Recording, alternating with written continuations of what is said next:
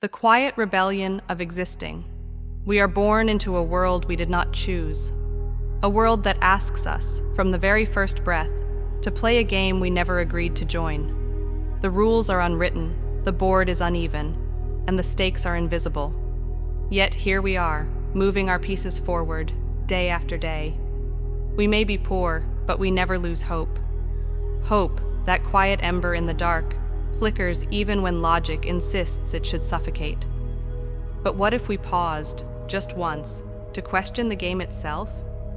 What if our subconscious minds, those shadowy architects of our instincts, could speak plainly to us?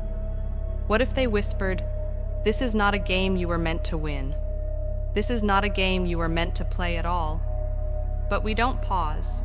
We don't question. Instead, we learn to perform. Life, for most of us, is a pantomime of acceptance. We mimic the rhythms of those who came before us, our parents, teachers, the nameless faces in crowded streets. We inherit their anxieties, their quiet resignations, their unspoken mantras: work harder, keep your head down, smile when it hurts. These are not choices, they are heirlooms, passed down like fragile china, cracked by generations of use. We polish them anyway. We tell ourselves that stability is the pinnacle of success. A job, a roof, a routine. These become the altars where we kneel, praying to gods we don't believe in. We cling to the illusion of control, building walls against the chaos, savings accounts, insurance policies, weekend rituals. Yet beneath it all hums a truth we refuse to utter. None of this matters. None of it will save us. The walls we build are made of sand, and the tide is always rising. But to admit this would unravel everything. So we play the part.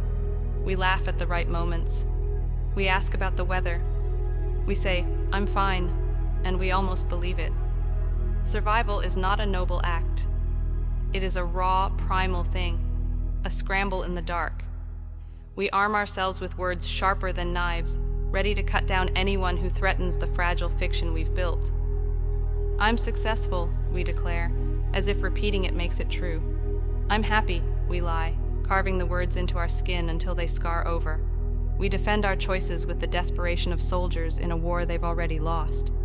And what do we sacrifice in this war? Pieces of ourselves.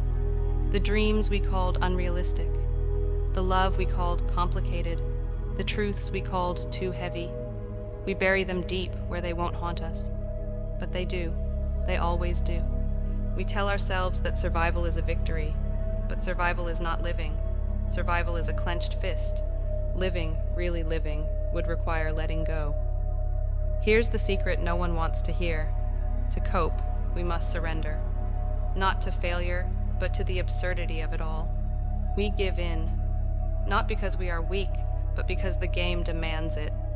We let the job wear us down. We let the relationships fray. We let the days blur together. These are not defeats, they are negotiations. We give a little to keep a little. We bend so we don't break. But in those small acts of surrender, there's a strange kind of freedom. When we stop fighting the game, we start seeing it for what it is: arbitrary, absurd, beautifully meaningless. The soul's search for meaning is not a quest, it's a dance. And sometimes we step on the universe's toes. Life is not a chessboard. Chess has rules, chess has logic. Life is a storm, swirling chaos of chance and consequence. We are not players, we are debris caught in the gale. And yet, there's a perverse comfort in this. If life is a game, it is one we are all losing together. Our shared failure becomes a kind of kinship.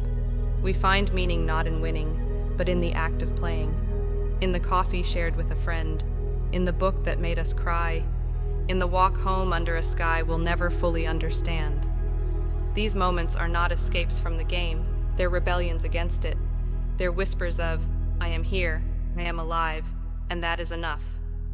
We may never stop playing the game, we may never tear down the walls or drop the weapons, but perhaps, in the quiet spaces between our performances, we can admit the truth.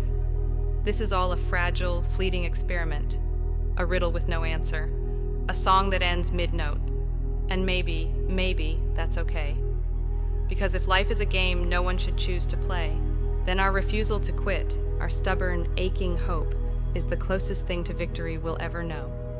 So we keep moving, not because we believe in the game, but because we believe in each other.